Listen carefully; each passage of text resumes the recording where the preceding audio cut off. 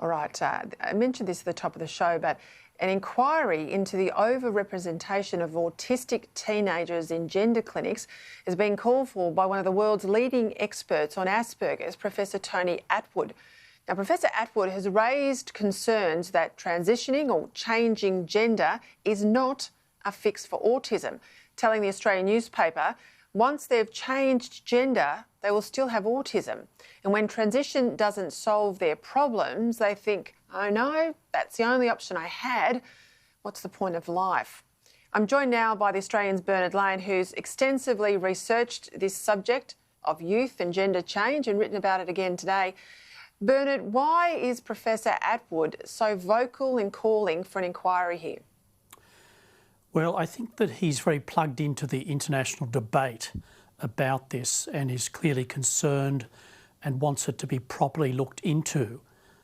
He wants to get the best outcomes for teenagers on the spectrum.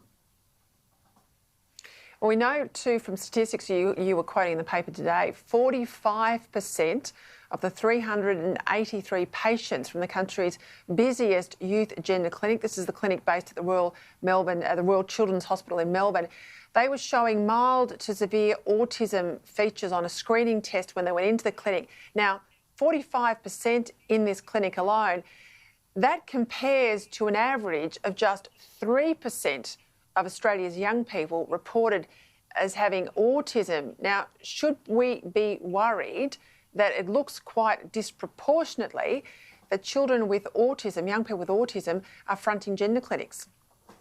Yes, well, that 45% figure, Peter, is on a screening test, so it's not a formal diagnosis. The 3% figure would represent a diagnosis. It still looks like quite a worryingly high figure, and autism clinicians around the world are aware of this.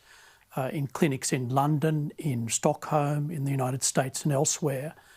And this is a subject that has been discussed mostly behind the scenes, because when autism clinicians have gone public to express their concern that in the gender clinics there's a fixation with gender issues and other underlying issues that may be requiring different sort of response, such as autism, are not being properly looked at. When autism clinicians float that possibility, they tend to be attacked.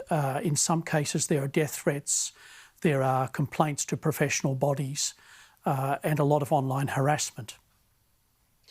Professor Atwood, though, in that quote that I just read out, is making the very real point, though, that if these young people with autism, wherever they might be on the spectrum, are led to believe or think themselves that changing their gender will resolve some of the issues they have, they come to the other side, they change gender, they may or may not have life-altering, irreversible surgery, but they come to the other side of that process and find that many of the issues that were plaguing them are still there, they're live and they're real and still need to be addressed, and they end up in a very, very tough place mentally. That's his great concern.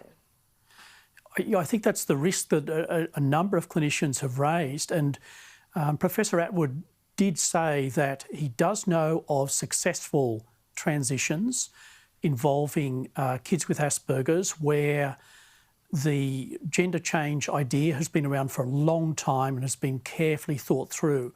What he's worried about is the impulsive kind of gender change, which is what's been reported since the mid-2000s in gender clinics around the world, mostly happening with teenagers at the time of puberty, mostly girls, and with all sorts of other problems, including autism features. And the concern, of course, isn't this why there's long been calls for the Federal Health Minister, Greg Hunt, to have a national inquiry into some sort of reasonable and well-researched, well-credentialed framework here, is this all correlates at the same time is through the curriculum in a lot of schools. We've had a lot of gender teachings that you know, may or may not be suggesting to young people that this is an option to solve other problems in their life that perhaps could be addressed before they get to the point that they front a gender clinic. Yes, Peter. Well, the safe schools type materials, which are present in various forms in quite a few of the school systems, do not alert teachers at all to the need for caution when a child declares transgender status. These materials don't suggest, for example, that there should be any kind of careful probing for other underlying issues, such as whether or not the child is on the autism spectrum.